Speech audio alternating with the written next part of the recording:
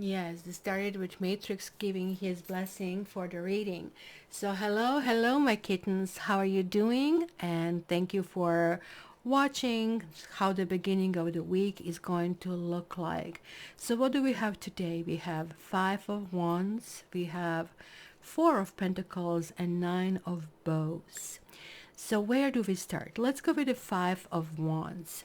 Um, or let's go with the general, what I looked at it, but look at that debate over here among the witches, like which recipe should be used, but it's only not debate among them, but it's also debate among the kitties over here who is going to win, if you wish.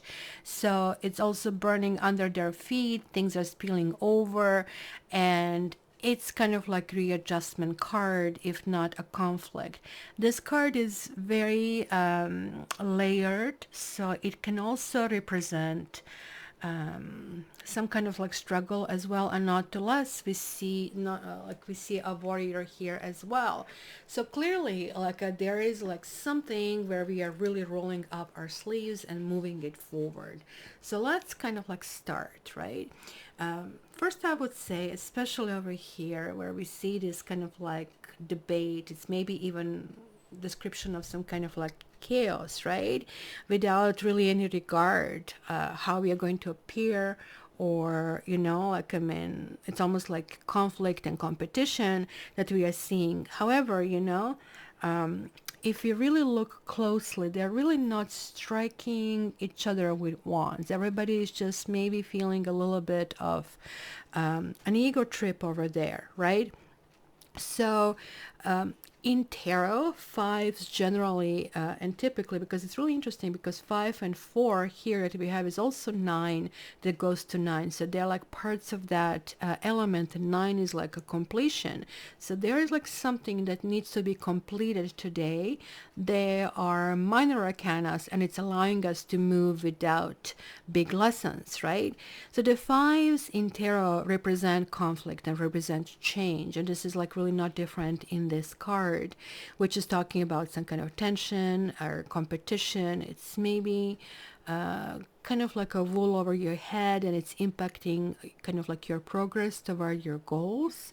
So almost like instead of working with others, you're kind of coming up against it, and you're always being challenged. Like, you have one of those annoying people who is always devil's advocate. You say one thing and then say another, and then you say another, and you just try to see their point of view, then they go back to it. It just can become exhausting. It feels like that everybody is trying to express their point of view, but really nobody's listening. So there is like really no progress or very little progress, right? And only conflict that we are like, we can taste it, right? So also, that can show people, a group of people who are committed to an end, but they cannot fully agree how to go about it and how to turn it into constructive, right? By allowing, let's say, each person to openly share their thoughts, and you really listen and absorb and try to see why they feel this way. However, sometimes this type of conflict can be positive, and I feel this is the case over here. So it's going to be maybe some kind of like group brainstorming and problem solving, and you really need to have for that positive environment and somebody who is not judgmental and kind of like, no, there are no stupid ideas kind of like attitude, right? It can be a competition where maybe you need to perform and you maybe feel a little bit slighted that somebody else is putting an idea where you think that will be kind of like your role. So it could be the tendency toward frustration and anger, maybe even prejudice. So keep this in mind, right? You might be dealing here with people from different cultures and backgrounds, and you might be struggling with accepting their way of living, and something really makes you angry or even ballistic, right? We need to remind ourselves here that every person is really unique, and that we really need to kind of like understand what they are bringing to this kind of like world, and they also have this role in this big puzzle to continue. So this is bringing us to this Four of Pentacles, which I told you has ridiculously kind of like a layered meaning, right? So I would start with basically saying that, it can be both positive and negative. On one hand, this card can signify that maybe you have accomplished many of your goals, maybe you're fighting for them, and now there's like this sense of accomplishment, and maybe this is prosperous for you in the process, right? But on the other hand, that can say that there's a risk that you're risking your material wealth, and hence you're becoming very possessive, and it's almost like this card can show recession as well, where everybody is like holding on to what they have. By literally not circulating things around, everything comes to a halt. Just think about the big engine going. If just one element stops, everything else starts to collapse, and then hence we actually end up having a recession. So Four of Pentacles indicates actually that you're in a position where you're actually financially stable, but you're also very conservative about money, and you're really not inclined to gamble. And I just don't blame you, given the situation we have these days. So this card also shows a practical and financially stable person. It can also indicate a little bit of greed and maybe emotional fear of losing everything. So maybe somebody is like talking you into some kind of like investment of some sort. But in any case, you're not going to go for anything that is not the most conservative path forward. It's also like a little bit of inflexibility that is like attached to this card, right? Maybe, it can indicate a need to control the environment. That's connecting to the Emperor, so hence this big guard up, right? You don't want your world to change or be altered in any other way, and as a result you're demanding, like everybody has to comply, and you're insisting of doing things your way, right? So it's almost like somebody who is desperately needing to create order amidst the chaos. And like this is basically also how bulimia starts, when you cannot create its control. The only thing you can control is you, and then you go to some kind of drastic measures, which can ultimately be which ultimately they are very unhealthy, right? So keep in mind that there is a downside to being kind of like control freak and holding like everything close to your chest, is that you cannot always have things your way, that they might prove to be too much for some, and then hence you isolate yourself from your friends and family, right? So clearly maybe he's asking somebody for a loan, for example, and then the loan doesn't, you just basically reject it, and you say, you know what, no way, Jose.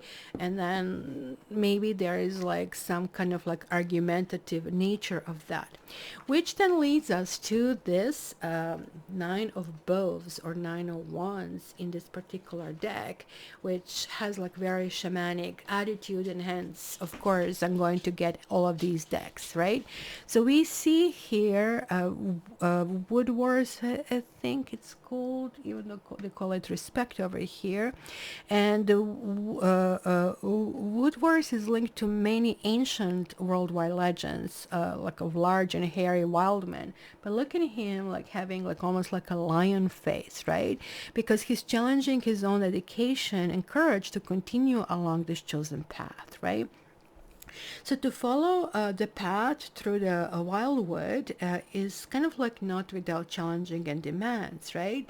So when you enter such environments or a battle, one has to be prepared to face the dangers, right? That can be happening there. So you need to have empathy for the environment and kind of like deal with it very respectfully in a practical manner, right? This is also actually the sign of an involved spirit and someone who can acknowledge past failures and defeats without bitterness or self-torment, like without self-blame kind of a thing, right? So this is like all about patience and compassion, making each scar or wound suffer during this struggle like a badge of honor. Like, so we are not feeling bad about our wrinkles. You're saying, oh, you know what, I deserve it. This is all done for a good reason. So it's almost like being a little bit of a sage over here. But also this card suggests that you're really, really close to pardon me, to completing a particular project or task. But also the last minute, you're faced with just yet another challenge or maybe a setback. So you do need to know that you have inner resources and necessary to overcome any difficulty you encounter, even, though you maybe think, oh gosh, this is impossible. Oh no, all over again. You almost like feel like I push this button, I get this, but it's not really translating that way. So it is really telling you to continue, because this card encourages you to be resilient, that you will continue to be opposed by maybe hidden enemies, and then your interests will be questioned. But you know what? Even when you face adversity, like we are feeling bruised from all the sides, you need to be patient. You need to be vigilant, right? You're going to eventually prosper, right? So even if you suffered setbacks, guys, and you're feeling distrustful of others, maybe even of your own abilities, this is a turning point where you're leaving your past behind you and you're cultivating a more open mind about the future. So long explanation again, because this is a turnaround point. Like, I mean, it's from the inner struggle to feeling how to move forward with big respect for everybody around you, for everything around you, like environment and the people, and that is standing your ground and moving forward. Love you guys. What a lovely beginning for Monday. I'll talk to you soon. Please give me a thumbs up if you like it, thumbs down if you don't. February horoscopes, horoscopes are out. Please check them out. And I hope to see you every Saturday, 11 Eastern Standard Time on our live podcast. Talk to you soon. Love you.